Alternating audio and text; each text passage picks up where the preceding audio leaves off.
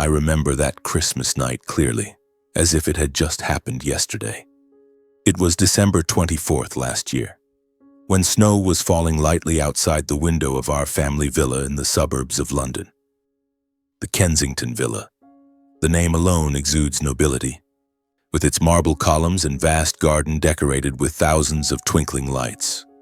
I, Lorenzo Kensington, 36 years old, walked in wearing a simple suit, no cravat, no flashy wristwatch. I didn't want to stand out, and indeed, no one paid any attention to me. The party was held extravagantly as it was every year, but this year it was even more so. My parents, Mr. Maxwell and Mrs. Eloise, had invited all sorts of guests, business partners, social friends, even the media, all to celebrate my older brother Louis Kensington's company, 38 years old, making headlines in newspapers and on television. His company, a real estate firm, had just signed a massive contract, turning him into a star in the business world. I overheard snippets from reporters loitering outside the gate. Louis Kensington, the perfect heir to the Kensington Empire. Empire, I smiled to myself. They had no idea where the real empire truly lay. As I pushed open the door and stepped inside, Christmas music echoed from the high-end speakers, blending with the lively chatter and laughter. The grand living room was decorated magnificently. A towering Christmas tree adorned with sparkling crystal ornaments, an endlessly long banquet table laden with everything from caviar to premium French wines. The guests crowded together, everyone dressed elegantly in formal attire. I slipped through the crowd trying to find a quiet corner. My father, Mr. Maxwell, tall and imposing with his white beard, stood in the center holding a champagne glass and laughing heartily. Our Louis has made history. The company is on television. The press can't praise him enough. This is the greatest pride of my life and my wife's. He clapped my brother Louis on the shoulder. Louis stood beside him with a triumphant smile, his shiny black tuxedo fitting perfectly over his muscular build. My mother, Mrs. Eloise, was busy moving between groups of guests, boasting endlessly. Louis is the most worthy heir. He's been brilliant since childhood. Look at him now, taking the company to new heights. We're so proud. My mother always said that, like a familiar refrain. I stood tucked into a corner, silently observing the party unfolding before me. No one offered me a glass of wine, and no one bothered to ask how I was. My seat was arranged at the edge of the banquet table, right next to the kitchen door, where the clatter of dishes drowned out both the music and the laughter. I was present there, but as if I didn't belong. Not a welcomed guest, but rather a superfluous existence in my own home. I sat there, nibbling on a piece of toasted bread, my eyes scanning the crowd.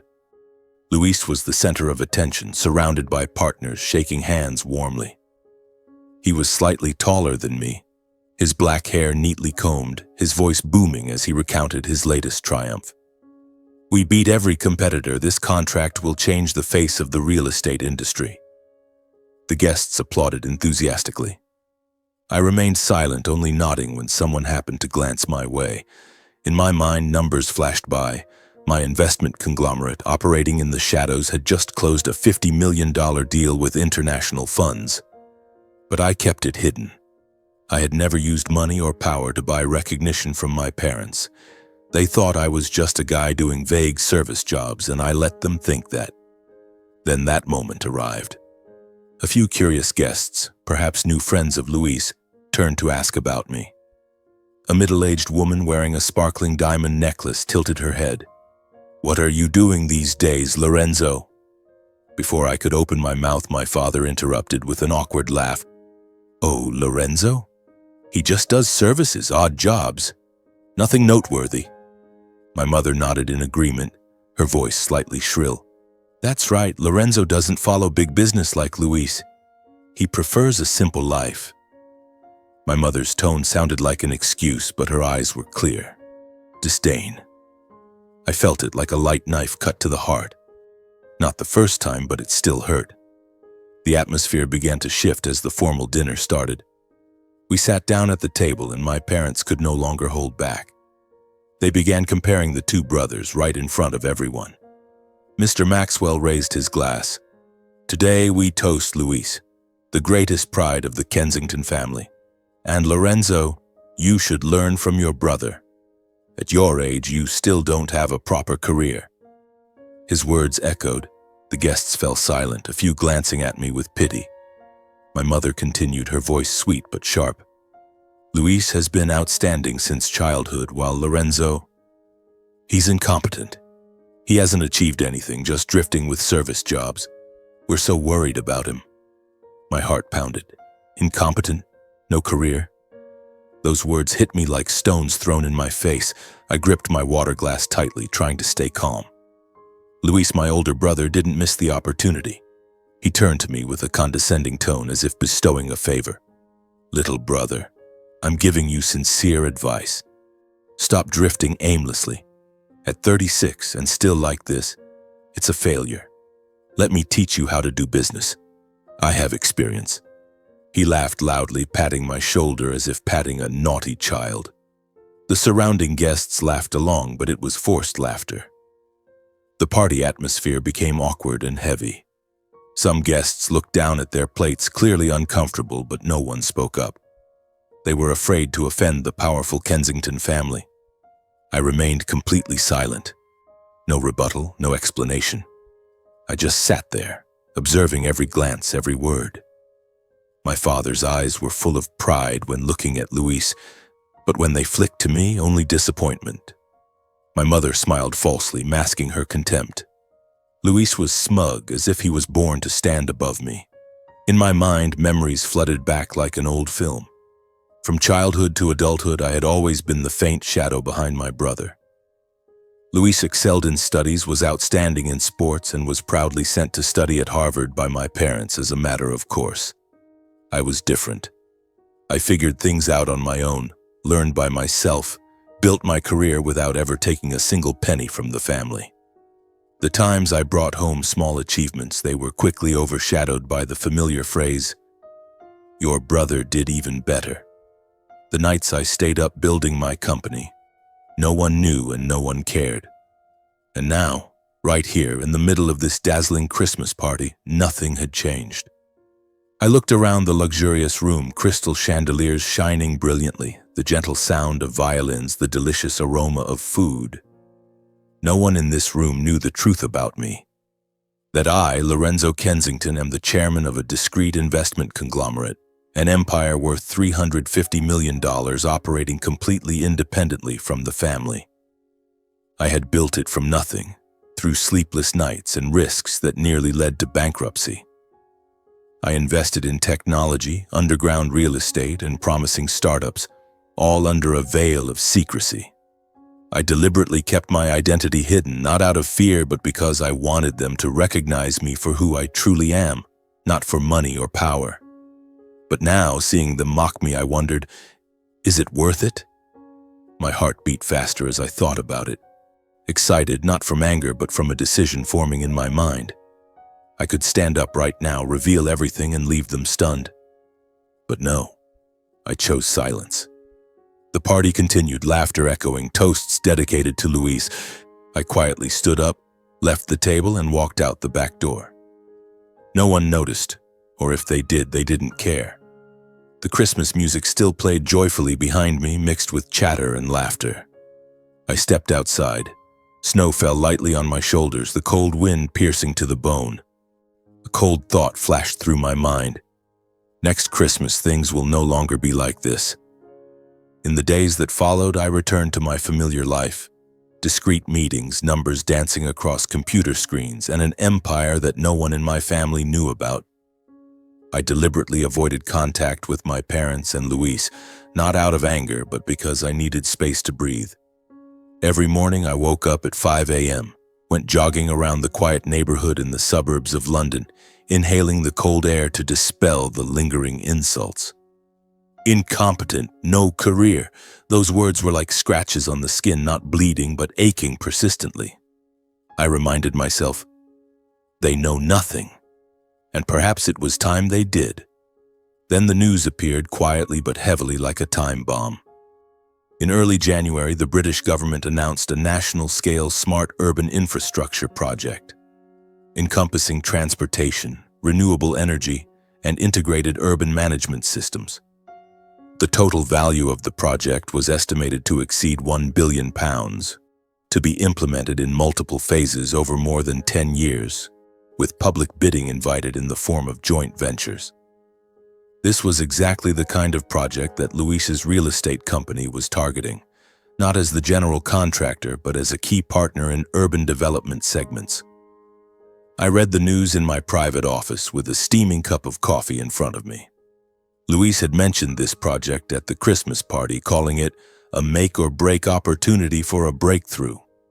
With his existing reputation and media support, I knew his company would not miss it. They would dive into this race with everything they had. But they didn't know that my investment conglomerate controlled a series of subsidiaries operating precisely in this field. We had been investing in green technology and sustainable infrastructure for years, with underground projects in Europe and the United States. My heart beat faster as I read the project details. This was no coincidence. It was an opportunity. I realized this was the perfect moment to step into the light, not with long explanations, but with real capability. No need to declare how wealthy or successful I was. I wanted the results to speak for themselves. I immediately called my team and instructed them to prepare the bidding documents. We would participate through Green Tech Solutions, a subsidiary that operated independently but under my strategic control.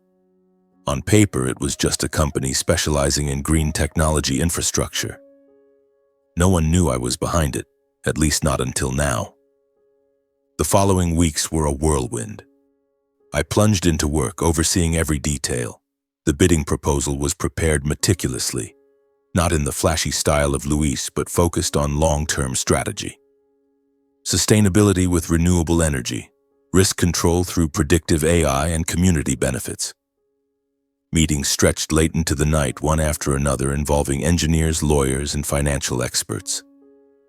I demanded that everything be reviewed down to the last detail. Our proposal had to compete not only on cost, but also excel in long-term vision and practical implementation capability. In my mind, images of Luis flashed by as the truth gradually emerged, stunned perhaps, but certainly not just surprised. There would be worry, and then I wondered, how would my parents react? Would they finally see my true ability, or would they still find ways to rationalize everything and continue siding with him? The bidding day arrived faster than I expected. It was a chilly March morning at the government building in central London. I drove there alone, wearing a simple dark suit, no cravat, just a leather briefcase containing the documents. My heart pounded as I parked, watching the flow of people coming and going. Businessmen with tense faces, reporters lingering outside the gate. I knew Luis would be there with his large team and sky-high confidence. He believed that his company's reputation combined with media backing would give him an absolute advantage. I had heard him boast, "This project was made for us." The bidding room was spacious, with a long conference table and brightly lit projection screens. The atmosphere was tense from the very first minute, highly competitive. Representatives from the bidding companies appeared one by one. A German company with high-tech proposals, a local conglomerate emphasizing low costs. Everyone sat around the table, taking notes and whispering.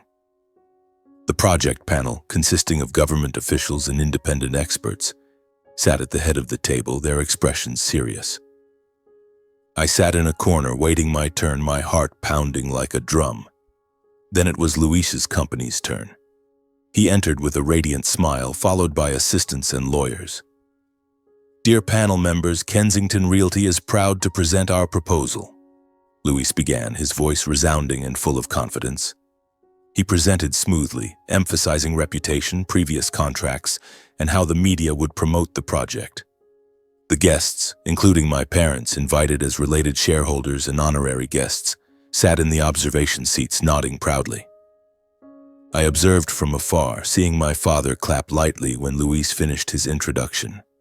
My mother smiled, her eyes sparkling. They had no idea I was there. I had registered under the subsidiary's name and requested that the representative's identity not be revealed until the last minute.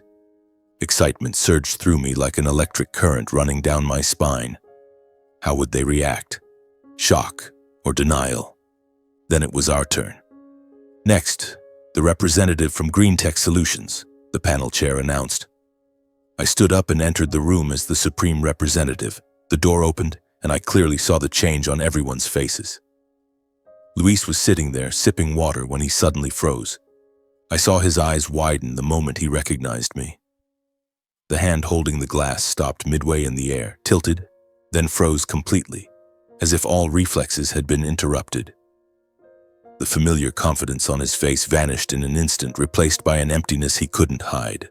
The project panel members looked at each other, sensing the unusual relationship between us. Some whispered to those beside them, their eyes quickly darting between me and him. I remained calm, walked to my position, and nodded in greeting to the panel. My parents, sitting in the back row, could not hide their astonishment. My father's mouth fell open. My mother covered hers with her hand, eyes wide in shock. They had never imagined me in this position, a representative for a major bidder directly competing against Luis. I could sense the chaos in their minds. How is this possible? Lorenzo just does service jobs? But I didn't look at them. I focused on the task. I maintained a calm, professional demeanor, presenting the proposal concisely, logically, and persuasively. Dear panel members, Green Tech Solutions proposes a sustainable model with a focus on AI technology for risk control and energy optimization. We commit to reducing carbon emissions by 30% within 5 years, while ensuring long-term profits for the government. I projected slides explaining each step, from financial planning to international partnerships. My voice was steady, but inside my heart was pounding. This was the moment, the truth emerging without words. The panel began asking technical questions. How will you handle risks from climate change? I answered fluently, demonstrating deep understanding and real experience from previous projects. We have applied a similar model in Berlin, reducing risks by 25% through real-time data. The questions came rapidly, and I handled each one coherently, with specific evidence and clear data. Meanwhile, Luis began to lose his composure. I saw him fidgeting in his seat, his face flushed, scribbling frantically but with trembling hands. He realized his advantage was shrinking right in front of his family and partners. His proposal suddenly seemed weak, too focused on reputation, lacking technical depth. One panel member turned to him. Compared to green tech, how will your company implement sustainability? Luis stammered in response, trying to justify, but his voice lacked confidence, no longer as assured as at the beginning. The bidding session lasted 2 hours, but to me it felt like a slow-motion action movie. With each minute, the tension escalated.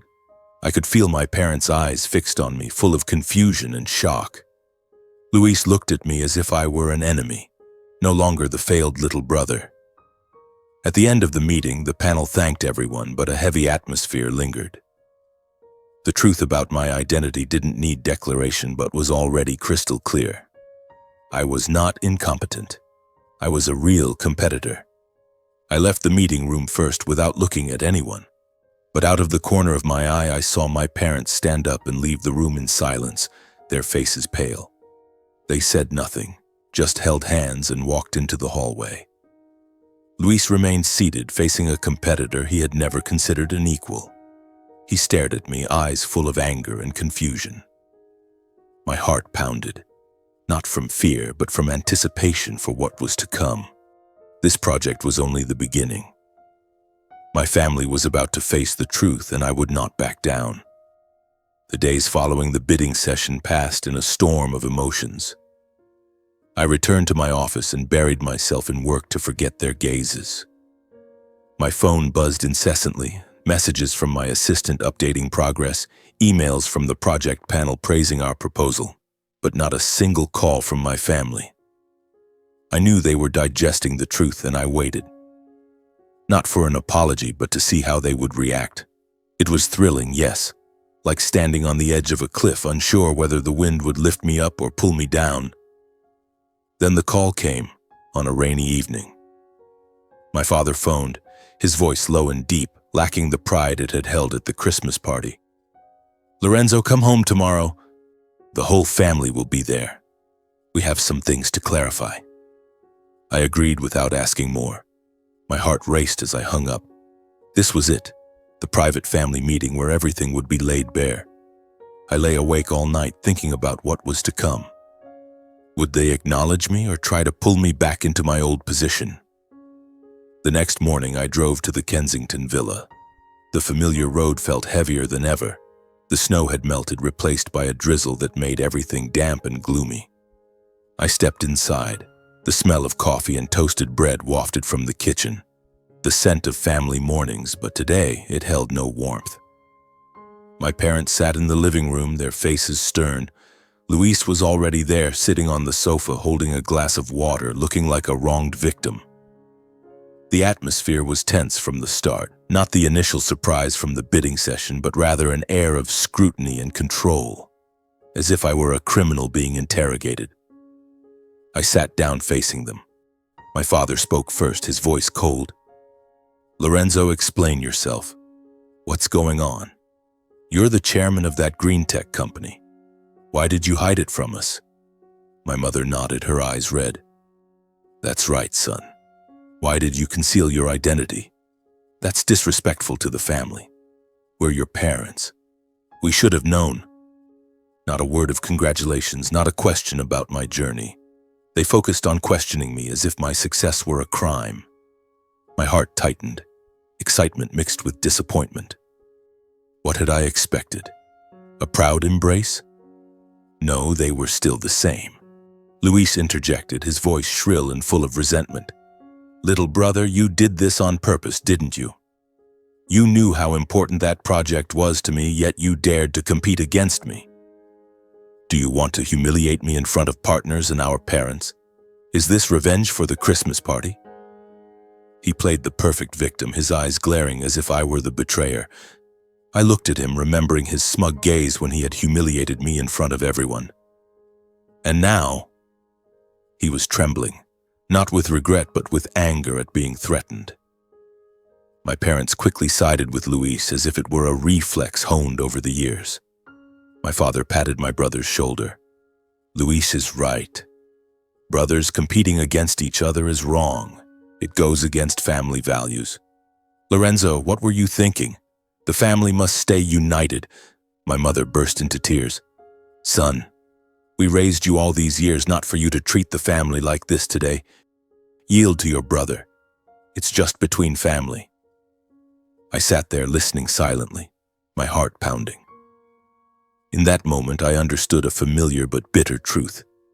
No matter how successful I became, my parents' first instinct was always to protect their favored son. Luis would forever be the center. And I had never been more than a supporting role that could be pushed aside when needed. The conversation pulled me back to the past, where everything was always weighed on a scale so naturally, as if it were obvious. I grew up under those comparisons. No one ever said outright that I was inferior, but there was always a standard named Luis right beside me. I clearly remember when I was 10 years old, both brothers entered a school drawing contest. I drew our family, parents, brother, and me, sitting around the dinner table. I spent hours coloring every detail, afraid of leaving out a face, afraid of upsetting anyone. Luis drew a ship with quick strokes and some smudged colors. When the results were announced, the teacher said Luis's painting showed creative ideas and boldness. Mine was on topic, but nothing special. Luis won the prize. On the way home, my parents kept talking about his creativity.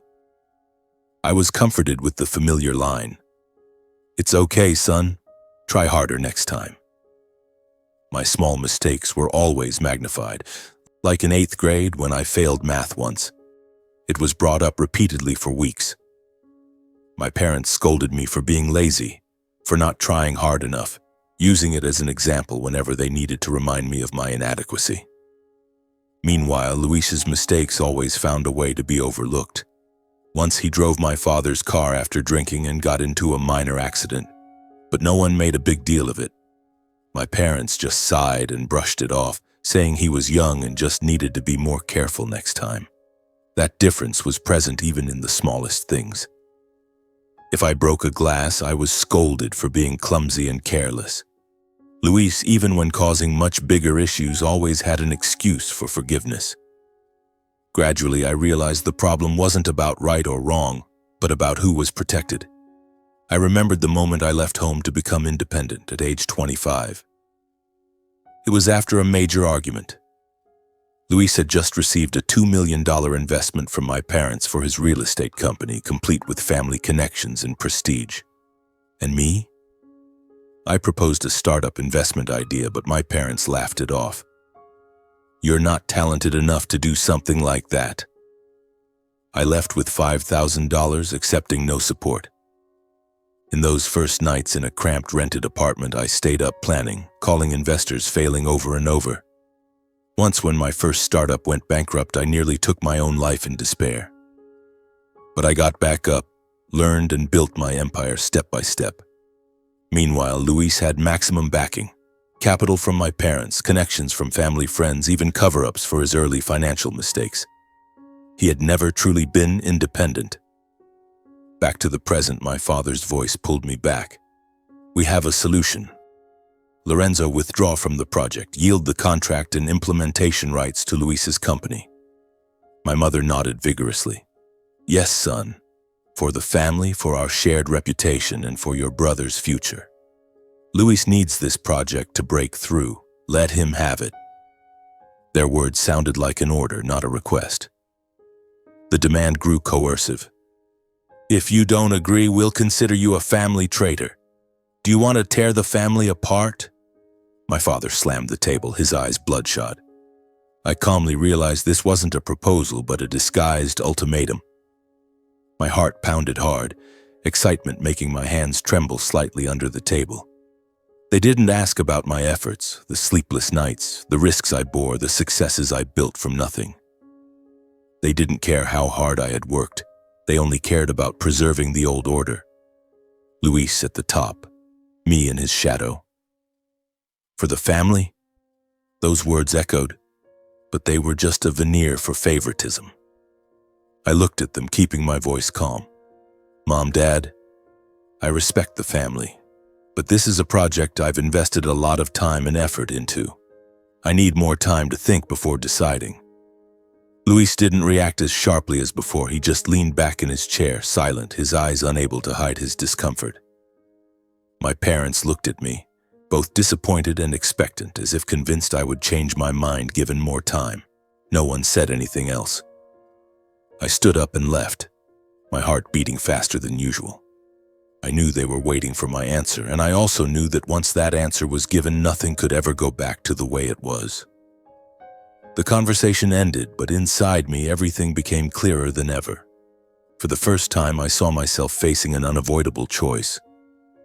Continue stepping back, continue staying silent to preserve what was called family, or step forward and defend the value I had built with my own hands over the years.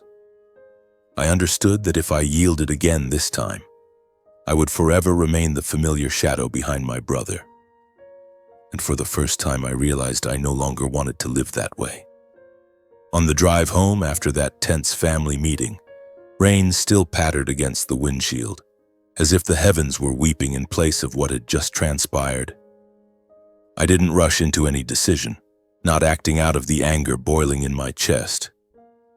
Instead, I took time to think carefully, sitting alone in my dimly lit apartment, staring out the window where the hazy streetlights filtered through.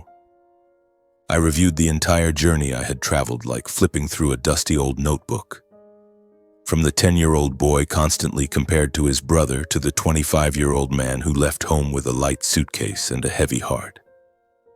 The sleepless nights in a cheap rented apartment where I taught myself programming and market analysis without a single piece of advice from my parents. The humiliating failures, the first startup that went bankrupt, losing all my capital. I once sat on the floor crying alone, thinking I truly was incompetent, as they had said.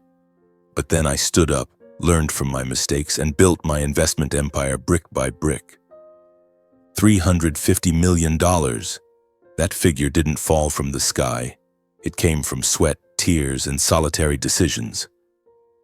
Now, this bidding project was proof of it all. Yielding wouldn't just mean giving up a contract, it would mean accepting the role of a lifelong shadow, allowing my parents to continue their favoritism, letting Luis continue to lord over me. No, I couldn't do that. My heart pounded as I thought about the consequences, excited, anxious, but also filled with determination. This was the moment I had to choose myself.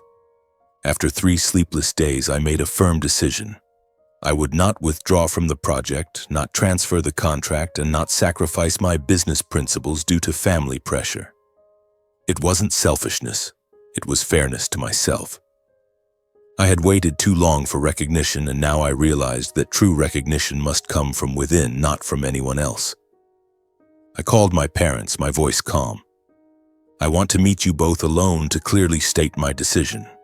They agreed, but my father's voice over the phone sounded heavy, as if he sensed something unpleasant was coming. The meeting took place on a Saturday afternoon at the family villa, the same place where just a few months earlier I had been relegated to a hidden corner during the Christmas party.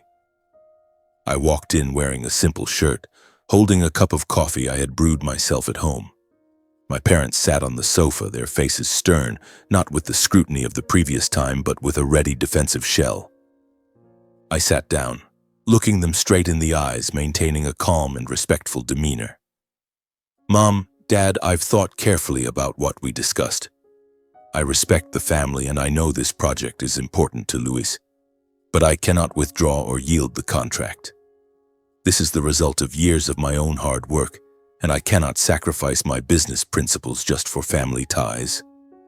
My words came out gently, but inside my heart was pounding like a drum. I waited for their reaction, excitement making my fingers grip the armrest tightly. The room fell silent for a few brief seconds, then, like a string pulled too tight, everything exploded. My father stood up abruptly, his face flushed red, his voice sharp. Lorenzo, you're being too selfish. You're putting your personal interests above family bonds. How did we raise you that you're now turning your back on your brother like this? Before I could open my mouth, my mother burst into tears, her voice trembling with reproach. Son, how can you do this to the family? It's just one project. Yield to your brother. For us. For the family. Do you want to see the whole family fall apart? I took a deep breath, trying to keep my voice steady. Mom, Dad, I never wanted to confront anyone, but I built everything from nothing. I didn't take a single penny from the family. This project is the result of years of my own efforts. I just want to protect what I've created. My father shook his head repeatedly, interrupting me. Stop making excuses. You need to be reasonable. Your brother needs this opportunity. Yield to Luis. That's what's best for the family. I'm not disregarding the family. I tried to continue, my voice starting to hoarse. But why is it always me who has to sacrifice? My mother repeated, almost pleading. Don't calculate like that. Among family, who's better than whom? We just want everything to stay peaceful. Yielding one step won't cost you anything. The words I spoke seemed to slide right past them, touching no one. They weren't listening to my reasons, didn't care about my journey.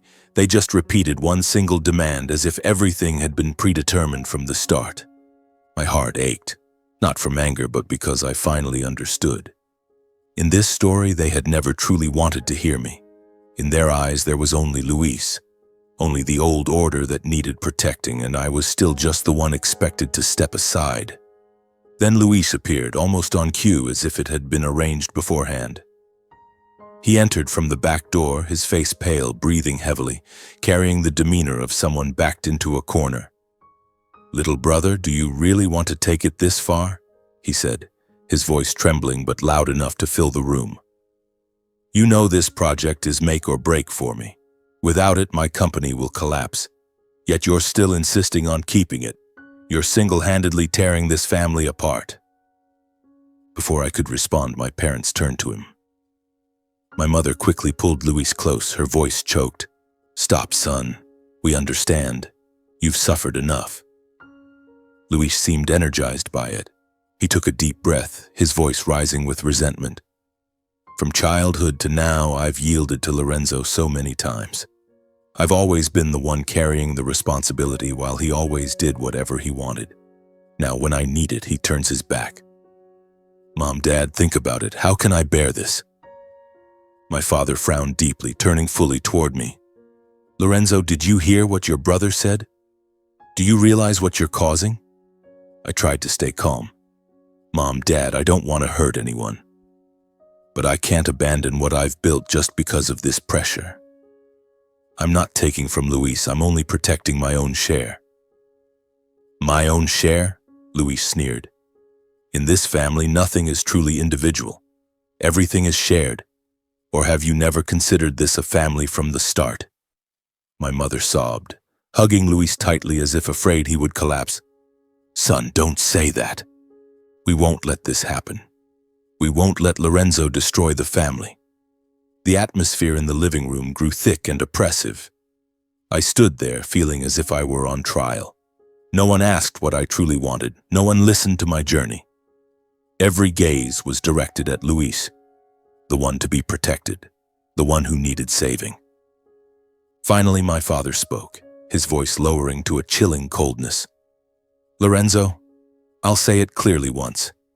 If you don't yield, we will consider you no longer our son. Choose your family or that damned project. Those words cut straight into my chest. I looked at them, at each familiar face, and for the first time recognized an undeniable truth. This wasn't a momentary outburst of anger, but a deliberate choice. They were willing to disown me to protect Luis, to preserve the old order they believed was right. My heart pounded hard, both in pain and coldness. But I didn't beg, nor did I back down. I spoke, my voice strangely calm. I understand. I accept my decision. I stood up, walked to the door, and didn't look back. Outside, the rain was still falling heavily, cold and persistent, just like the feeling gradually spreading inside me. From then on, my parents cut off all contact completely. No calls, no messages, no attendance at any events related to me. My birthday passed in silence, not a single wish. I was officially excluded from the family, both emotionally and nominally. They removed my name from the inheritance list and stopped inviting me to family gatherings. Though it was painful, like a deep wound in my heart, I had no regrets. For the first time in my life, I had protected myself. In those first nights, I lay awake, remembering childhood memories, family dinners, summer vacations, now just distant recollections. But that pain gradually turned into strength. The isolation from my family became the motivation that drove me to focus entirely on the project and my work. I met with my team daily, refined the proposal, and tracked progress. The subsidiary GreenTech grew strongly, with international partners flocking in. I stood alone on my apartment balcony, looking out over the glittering city of London under the night lights. The cold wind blew past, carrying the lingering scent of rain. I no longer sought recognition from my parents. Only the path ahead, chosen by myself, remained. My heart beat steadily, excited for the challenges to come, but this time I was ready to face them alone. In the first weeks after being disowned, my life flowed into a new rhythm, isolated but focused. I poured all my energy into the project, holding endless meetings with my team in the discreet office in the city center. There were no more calls from my parents, no more fake concerned messages. Instead, there was a heavy silence, like an invisible wall. I knew Luis wouldn't sit still. My firm refusal to yield the project was too great an insult to him, not just in the business world, but in his role as the older brother who had always been accustomed to standing above me. From childhood, he had been used to favoritism, to being the center, to looking down on me. And now, that order had been overturned. I could clearly picture his face at that moment, flushed red with anger, eyes tense every time he thought about the bidding session. Luis would find a way to retaliate. I had no doubt about that. The feeling of excitement was still there, like standing before a gathering storm. But this time I was no longer passive. I was prepared. The first sign came on a Monday morning when my assistant rushed into the office, face pale. "Boss, a major partner just canceled our meeting. They said they need to review the contract." I frowned and checked my email. It wasn't just one. 3 partners, essential suppliers for the smart infrastructure project, suddenly paused cooperation. The reasons were vague, resolving internal issues. My heart raced, excitement surging. This was no coincidence. Luis had begun using his industry connections to pressure partners and suppliers working with my conglomerate.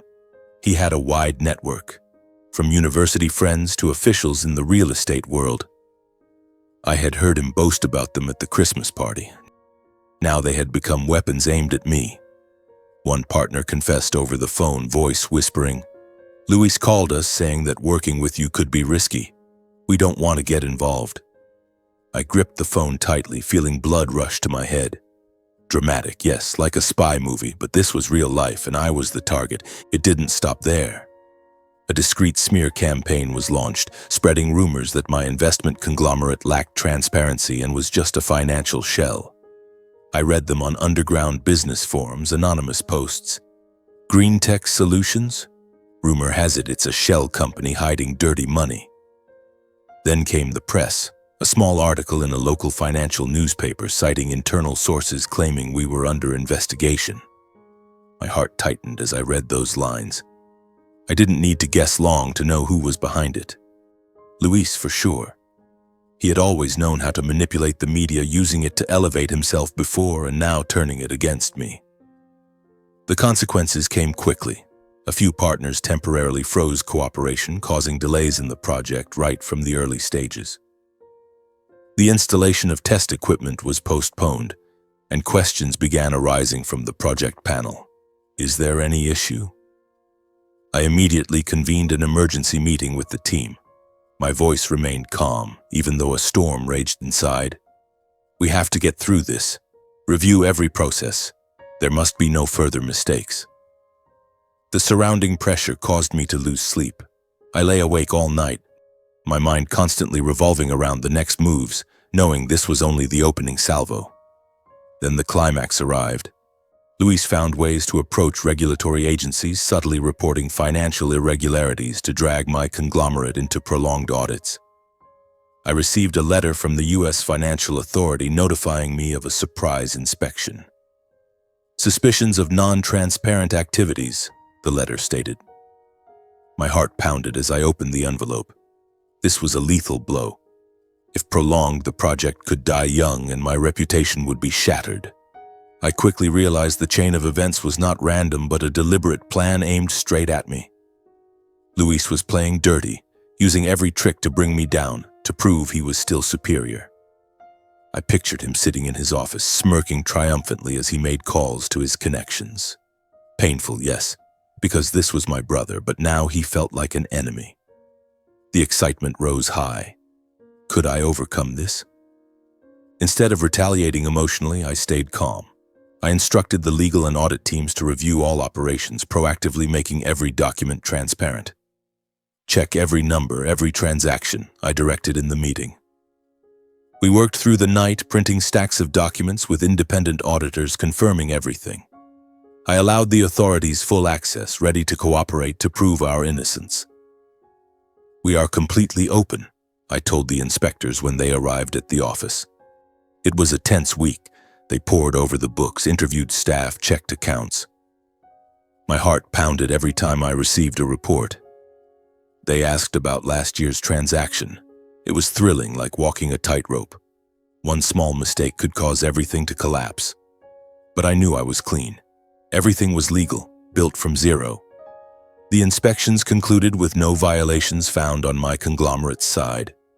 The lead inspector officially announced, "Everything is clear, no issues." I breathed a sigh of relief but didn't smile. On the contrary, during the document review process, some irregularities from Luis's company began to draw attention. They found suspicious transactions, transfers of unclear origin, likely from his connections.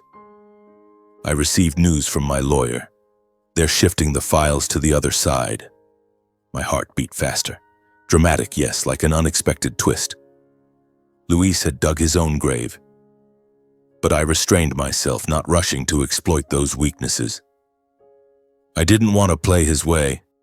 Instead, I poured all my focus into the project. "We must not get distracted," I told the team. Work accelerated again. The AI test systems were installed on schedule, and we soon reached the first major milestone. The prototype model recorded a 15% reduction in energy consumption. My project achieved key milestones, receiving positive evaluations from the panel and international partners. An email from the panel: "Green Tech's proposal excels in sustainability." Partners returned, apologizing for the misunderstanding. The reputation of my discreet investment conglomerate was strongly reinforced, while Luis's tactics gradually backfired. Sometime later, everything began to collapse like a dilapidated building toppled by a storm. It was on an early summer morning as I sat in my office sipping a bitterly strong black coffee when my phone vibrated with a news app notification. The media was abuzz with reports of irregularities in Luis's company operations. Headlines screamed across the front pages: "Kensington Realty implicated in financial fraud scandal," or "Shady dealings behind the real estate empire." My heart pounded as I read them. Not out of glee. I'm not the kind of petty person who delights in seeing others fall, but out of excitement, as if a time bomb I had long sensed was finally detonating. Regulatory authorities stepped in following cross-industry audits. Initially, those inspections had targeted me as a chain reaction from what Luis had sown. But the deeper they dug, the more the investigation shifted direction. Familiar traces began to emerge, and this time, they led straight to him. Transactions once shielded by connections and reputation could no longer hold. Layer by layer, they were peeled away. Opaque funds transferred offshore, falsified invoices, cleverly disguised tax evasion tactics. All of it, things that had previously languished in the shadows, was now placed directly under daylight with no room left for denial. I sat there scrolling through the articles, my feelings mixed. Part of me ached because he was my brother. Another part felt it was justice. Luis had played dirty, and now the consequences had arrived. I recalled that last phone call, his voice trembling with panic. He had never imagined he could fail, having been shielded by our parents from everything since childhood. But now the truth spared no one. A formal investigation was launched, focusing on serious financial fraud and violations of business regulations. I followed it from afar, through the press and updates from my lawyer. They delved deep into Kensington Realty's books, uncovering vulnerabilities Luis had thought were secure. My heart raced faster with each new development, exciting and dramatic like watching a crime thriller, except the protagonist was my own flesh and blood. Then that moment arrived. An official summons was issued. The truth was no longer within Luis's control. He was called to the investigation office, and the media abruptly changed its tune. Articles that had once praised my brother now collectively questioned his business ethics. From star to suspect, the story of Luis Kensington, that headline spread everywhere. Reporters swarmed the villa, partners severed ties, and the company's stock plummeted uncontrollably. Luis was indicted on multiple charges related to illegal business activities, financial fraud, money laundering, antitrust violations. He faced the risk of losing everything: his company, his reputation, even his freedom. The family was forced to confront reality when a public trial date was set. That day was marked on the calendar like a full stop to the old illusions. I thought carefully before deciding. My parents called me for the first time after months of silence, their voices trembling. "Lorenzo, will you come to the trial?" "For Luis." I paused for a few seconds, my heart pounding. Not from anger, but from anticipation of the confrontation. Finally, I agreed. "I'll come, with you both." Not to witness Luis's downfall, but to close a chapter that had never been faced head-on. The chapter about favoritism, about silent wounds, about the family I had once hoped for. I knew the trial would be the turning point, where everything would be exposed with no more places to hide. The trial day arrived on a gray morning in central London. I drove to the courthouse, my parents sitting in the back, silent as ghosts. No one spoke on the way. only the crackling radio reporting on the case. The courthouse was packed. Reporters, former partners, even a few family friends. We sat in the relatives section, my father clutching my mother's hand tightly, his face pale. In the courtroom, Luis no longer looked like the successful businessman in a shiny suit, but a defendant facing the law.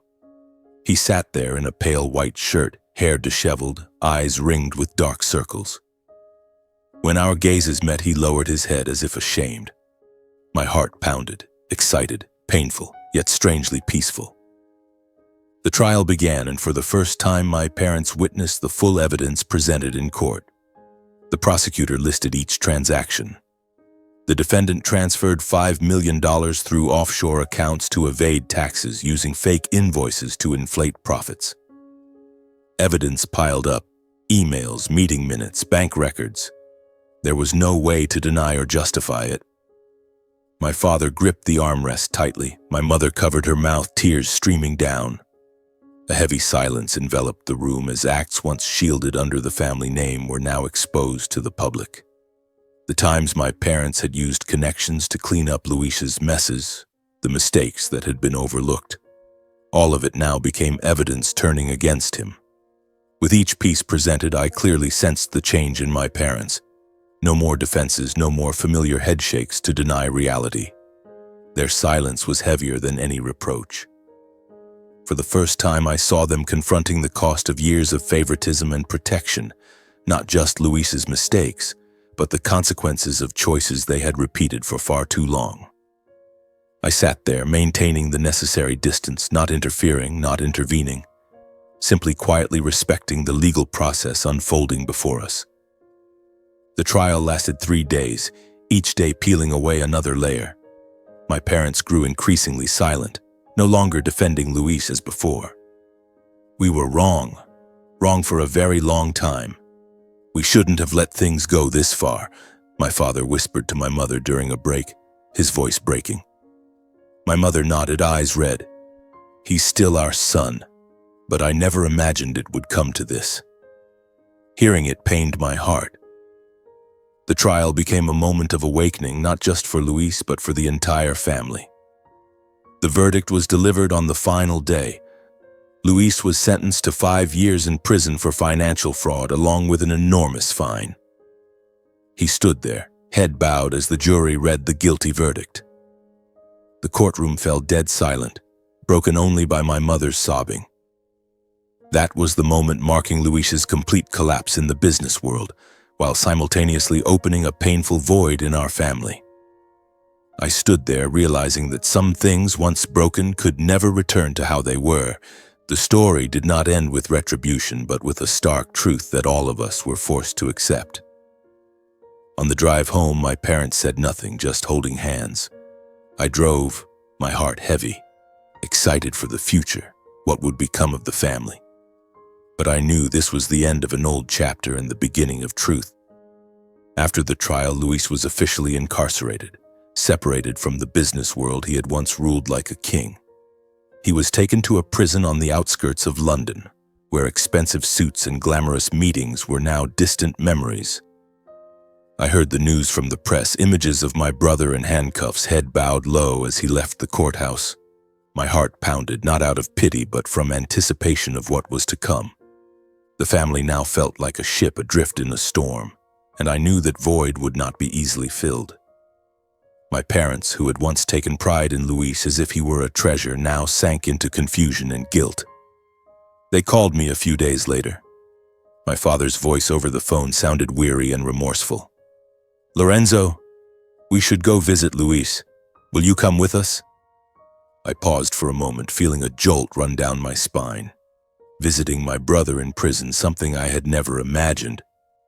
But I agreed, not out of obligation, but because I wanted to close a chapter, to look him straight in the eyes and see if there was any sign of realization. My parents decided to go with me to visit Luis at the prison. It was a chilly late autumn morning, with golden leaves falling scattered along the road leading there. We drove in silence, only the crackling radio reporting on economic crimes.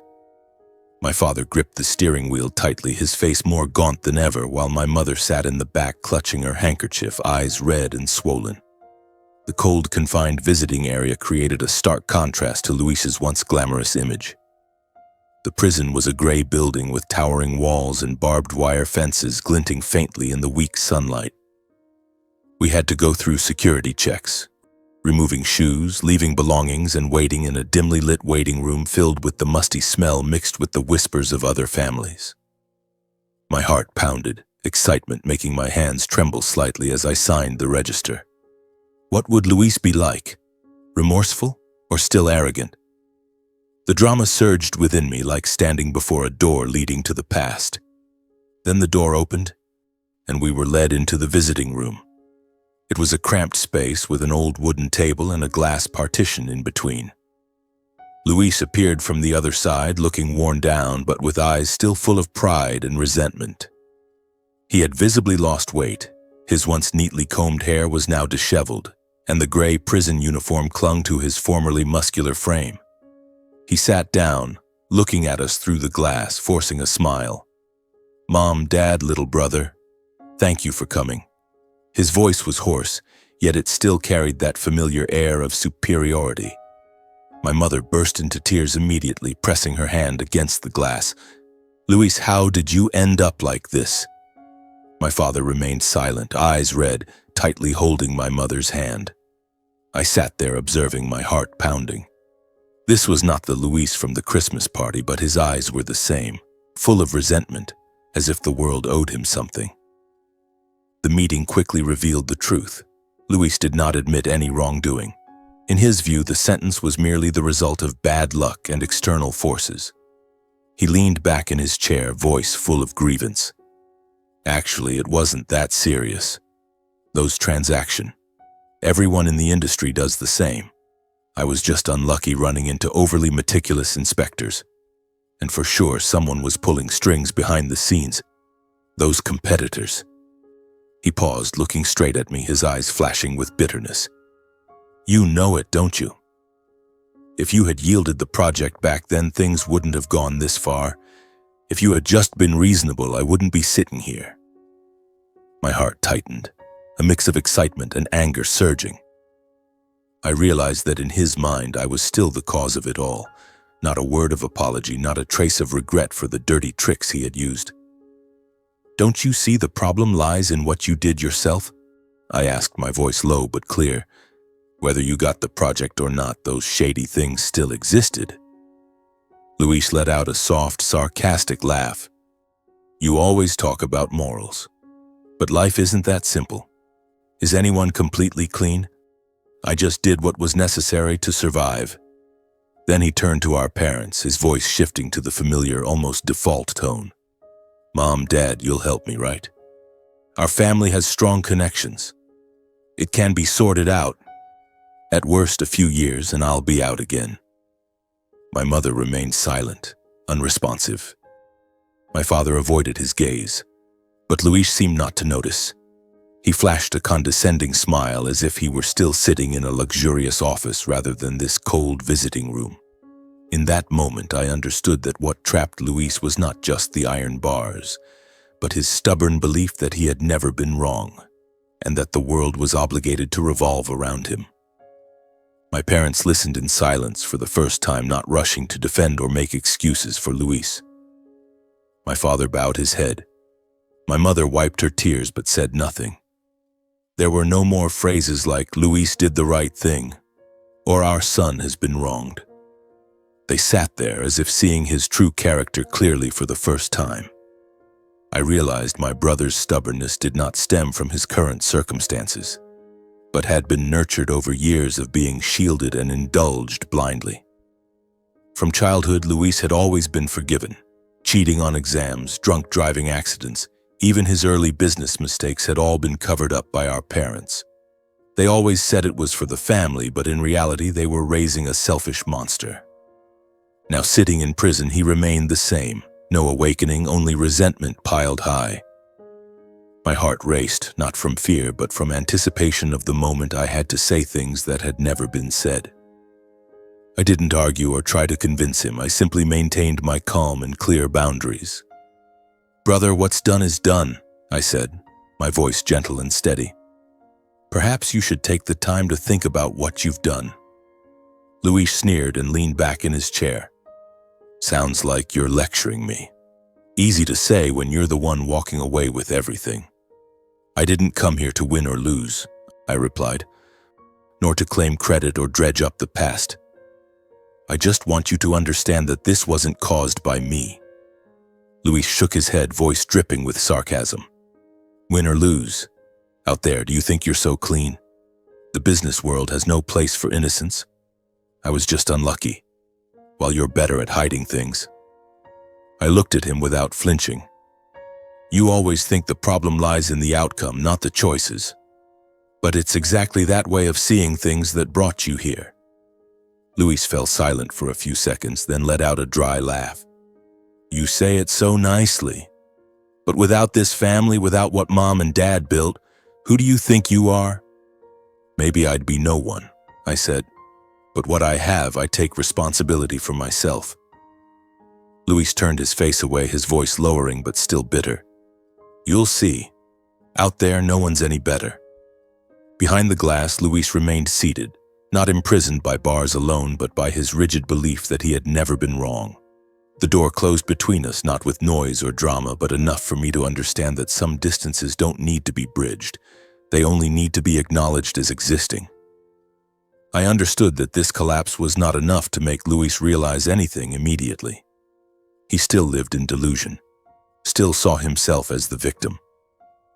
The visit ended in a heavy atmosphere with no reconciliation, no apology. We stood up. Luis watched us go with resentful eyes. "Mom, Dad, remember, help me get out of here as soon as possible." The door closed behind us with a dry click of the lock, like a reminder that needed no explanation. On the way out of the prison, no one spoke for a long while. Then my father broke the silence very softly, as if speaking to himself. "We were wrong, Eloise. We protected him too much." My mother nodded, her voice breaking with exhaustion and regret. "We're the ones who created such a stubborn Luis." They didn't turn to me or wait for my response, but I heard it clearly. For the first time, they admitted it, not to me, but to a truth they could no longer avoid. I accepted a painful reality. Some lessons cannot be learned for others, and some people only change when they truly hit rock bottom. Luis wasn't there yet. He still believed someone would pull him up, still waited for a familiar hand to reach out. And that very hope was the greatest prison he was trapped in. The visit ended with a clear sense of incompleteness. My family was still not healed, and I didn't expect it to happen soon. But this silence was no longer avoidance or imposition as before. It carried a different meaning. A belated awakening when all excuses had run dry and each person was left alone with their own responsibility. On the drive home, rain began to fall and I drove in silence, my heart still pounding. Excited for the future, would Luis change? Would my parents see me differently? But now, I only knew that the story was not yet over. In the months following Luis's imprisonment, my life entered a new phase, quieter than ever before. No more sleepless nights worrying about family matters. No more sudden calls from my parents. No more resentful messages from Luis. Instead, there were gentle dawn mornings when I woke up at 6 a.m., brewed a cup of black coffee, and sat at my desk overlooking the city of London as it awakened. My investment conglomerate was thriving. The smart infrastructure project had officially won the bid, and international partners were flocking in like bees to a hive. I focused on work, building new relationships with people who truly valued me for my abilities, not because of family ties. Late-night meetings, business trips to Berlin or New York, all of it kept me busy but fulfilled. I no longer tried to prove anything to my family. I didn't need to anymore. The recognition from my parents, something I had once craved, now felt like a faint memory. I had learned to recognize myself through the growing numbers in financial reports, through handshakes from partners, and through the inner peace when reflecting on the path I had walked. Meanwhile, I could imagine my parents' home becoming noticeably emptier. No more boasting about Luis's achievements. No more calls from partners congratulating my brother. The Kensington villa, once filled with laughter and fine wine, was probably now silent like an old museum. My father, Mr. Maxwell, perhaps sat alone in his study, gazing at the wilting garden, holding a newspaper he wasn't reading. My mother, Mrs. Eloise, perhaps busied herself with trivial household tasks, but with eyes always distant. They were beginning to face the reality that the son in whom they had placed all their hopes was no longer there to cover up every mistake. Luis, their greatest pride, was now in prison, and that void could not be filled by any excuses. I pictured my father sitting by the window, glass of wine in hand, eyes heavy in silence. Without words, I could still clearly see the moment they looked back at themselves. They realized that for years they had always demanded that I sacrifice for the family, yield, stay silent to maintain appearances, but never once sacrificed their own favoritism for me. The demands that I yield the project, the cold words of disownment, all of it stemmed not from fairness but from fear of disrupting the old order where Luis was always protected. Now with Luis in prison, they began to reflect on how they had shielded him, and how that shielding had inadvertently nurtured a stubbornness that led to tragedy. From small mistakes in childhood to serious violations later, each cover-up had been a brick contributing to the person he had become. For the first time in that silence, they no longer sought reasons to justify themselves. They were forced to acknowledge their role in the current collapse, not through words, but through the heavy emptiness left behind. The change came very slowly, almost silently. My parents began reaching out to me proactively without the familiar demands or impositions, just cautious inquiries. The first was a message from my mother sent late one evening. "Lorenzo, how have you been lately? I miss you." My heart tightened slightly as I read those words, not from emotion but from a strange excitement after months of silence. I didn't reply immediately, giving myself time to think. Then came a call from my father. He spoke briefly, his voice deeper and shakier than I remembered. "Son, I just wanted to hear your voice. That's all. No more superiority, no more commands." I kept my distance, listening more than responding, because I understood that remorse, if genuine, needed time to be proven through actions, not words. In the end, I only replied, "I'm doing fine. You and Mom should take care of your health too." No more, no less. But even that sentence was enough to stir a quiet excitement in me, wondering if this was real change or just a fleeting moment that would pass as before. The healing didn't happen through one big dramatic conversation like in movies, but through small, patient, undemanding actions. My mother sent me a box of homemade cookies, the kind I loved as a child, with a note, "I made these because I miss you." My father sent an article about my project with the words, "I'm so proud of you, son." No requests to meet, no pressure. They began to listen, for the first time. Once my mother called and asked, "Tell me about your company. I want to know." I told her briefly about the early days of independence, about the failures. She listened silently without interrupting as she used to. My father admitted, "I was wrong, son. I didn't see your efforts." Those moments made my heart race, excited with hope, but also wary because of the past. I set clear boundaries. I was willing to open the door, but I would not return to the role of a shadow as before. When my parents suggested meeting, I agreed, but at a neutral cafe, not the family villa. "I'll come, but we'll talk as adults," I said. The first meeting was tense. My parents sat there, hands trembling around their cups, eyes red. "Son, we were wrong. We favored Luis and overlooked you." Those words from my father left me stunned. My mother cried, "I regret it so much, Lorenzo. I never asked how you were really doing. I was a terrible mother." I listened, my heart pounding. Not immediate forgiveness, but a first step. I told them about my new life, quiet, free, no longer waiting for recognition. "I'm not angry anymore, but I also won't yield anything that belongs to me." They nodded without objection. Excited for future meetings? Would they keep their word? In the days that followed, I continued my work as usual, only now with a new layer of emotion in my heart. During a business trip to Paris, I received a message from my mother. "Travel safely, son. Good luck with the contract." Just a short line, but warm enough. I smiled, for the first time in a long while. Still, I maintained distance, letting everything be tested by time rather than momentary feelings. Old memories sometimes flooded back, the times I was overlooked, the moments standing on the sidelines. But now, they no longer hurt. My parents' change unfolded slowly and quietly. A birthday gift sent on the exact day.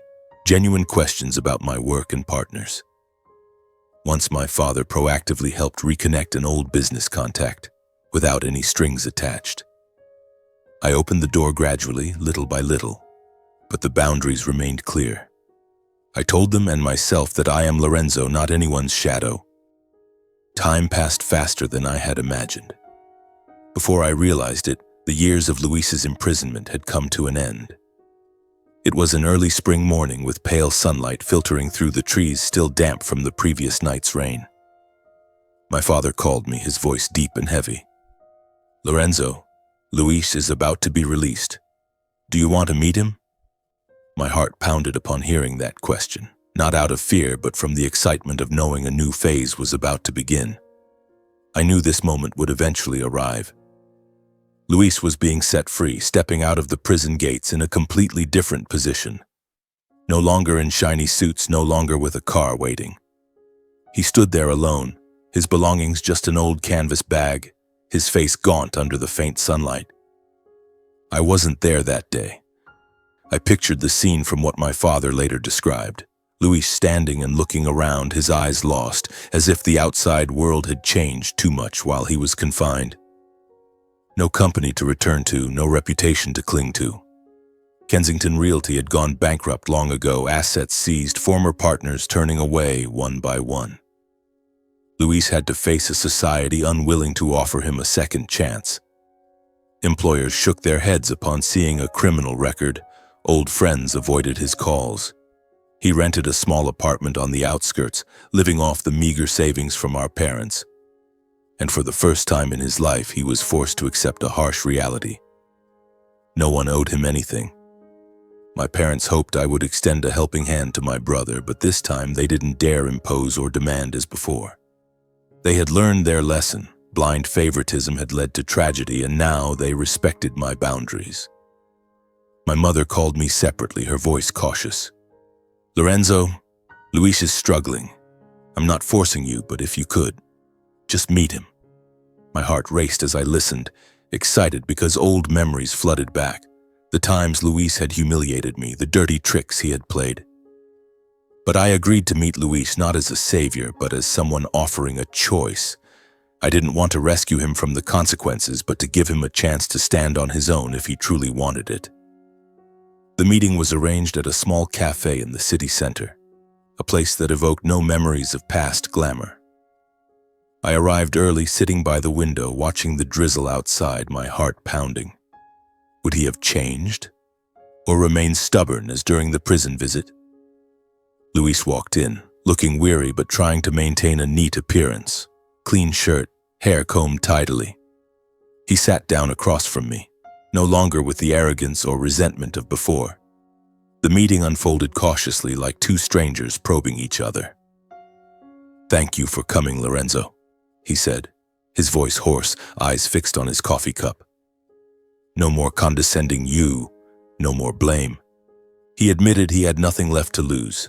Company shattered, reputation gone, friends turned away. I spent 5 years in prison thinking a lot, but I'm still not sure if I've truly changed.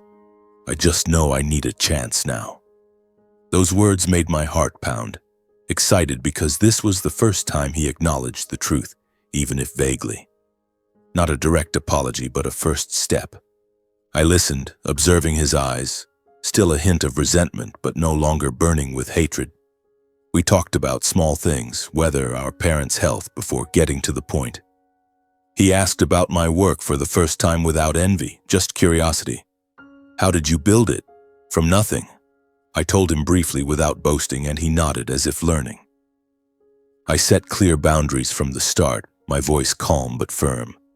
Brother, I'm willing to give you a chance to start over, but within clear limits. No power, no assets, no guarantees. I'm not saving you, I'm just opening the door for you to walk through yourself. My heart raced as I spoke, excited, fearing he might get angry, but he only nodded, eyes lowered. I understand. I have nothing left to demand. That was the dramatic moment. Luis, who had once held the upper hand, now accepting terms from me. The help began with small things. I introduced him to an ordinary job at a small logistics company I knew through a partner, a warehouse worker position suited to his current abilities, no title, no privileges. Not CEO or manager, just manual labor, inventory checking, adhering to schedules. No one gets everything back right away. Start with small things, do them honestly, and then see. The important thing is whether you're willing to begin. He nodded, but I saw a flicker of hesitation in his eyes. His ego still lingered.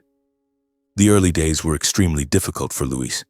He had to learn to work under supervision, follow discipline, and take responsibility for every decision. From someone used to giving orders, he now had to obey a boss, a strict middle-aged man who knew nothing of his glamorous past. Luis told me during a later meeting, "On the first day, I almost quit. My hands and feet ached, and the boss scolded me for working slowly." My heart pounded as I listened, excited because I knew this was the real challenge. Luis was constantly tested by his own ego and past. Moments when he wanted to snap at colleagues with, "I used to be the CEO of a renowned company." Nights returning to his cramped apartment exhausted, remembering the old villa. Once he made a mistake, recording the wrong quantity of goods, and had his pay deducted. He called me, voice trembling. "Little brother, I can't take it. Help me." But I didn't intervene, didn't favor him, letting Luis face the consequences of his old choices. "Fix your own mistake," I said calmly. That was a dramatic moment. He fell silent, hung up, and the next day he corrected the error without complaining. Gradually, Luis began to understand that respect doesn't come from position but from how one lives and works. He told me after 3 months, "Today the boss praised me for doing well." For the first time I felt truly proud. My heart raced, excited at seeing the change. He started complying, learning from colleagues, even helping a new employee. No more resentment, just effort. My parents witnessed this slow transformation in silence, for the first time not interfering. They called me. "Luis is trying day by day, son. Thank you for giving him a chance." No demands, just observing from afar. My help wasn't redeeming Luis on his behalf, but an opportunity for him to fix himself. I introduced an online course in warehouse management, but he had to pay for it himself. He did, from his first month's salary. Those small steps accumulated, turning Luis from a stubborn man into an ordinary one, learning to live again. Luis took his first steps on a new path, uncertain but genuine. One evening he called me. "Little brother, I got a small promotion, shift leader. Not CEO, but I'm proud." I smiled over the phone, my heart beating steadily. And I maintained the boundary between compassion and self-respect, helping, but not letting him depend. Excited for the future. Would he sustain it? But now I knew I had made the right decision. Time passed swiftly, and before I realized it, Christmas had come around again. It was 2025, with snow falling lightly outside the window, covering the familiar London streets in a thin layer of white. But this year, everything was different. No more extravagant parties like in the past, no media frenzy, no glamorous guests crowding the family villa. My parents called me a few weeks earlier, their voices cautious. "Lorenzo, for Christmas this year, shall we get together? Just the family." My heart pounded as I listened, excited because old memories flooded back. That party with its humiliations, but also hopeful because of the changes I had sensed. I agreed without hesitation, though a slight anxiety lingered inside. Would things truly be different? Or just a superficial facade? The family gathering was simple, warm and intimate, only those who truly belonged. No towering Christmas tree with thousands of twinkling lights, no endlessly long banquet table laden with caviar and premium French wines. Instead, it was a cozy dinner in the small dining room of the villa with softly scented candles and homemade dishes from my mother. Roast chicken, pudding, and a simple vegetable salad. My father opened the door for me, a genuine smile on his face etched with the lines of time. "Welcome home, son. Come in quickly before you catch a chill." My mother hugged me gently, her eyes glistening. "Lorenzo, how have you been lately?" No more indifference, no more disappointed glances.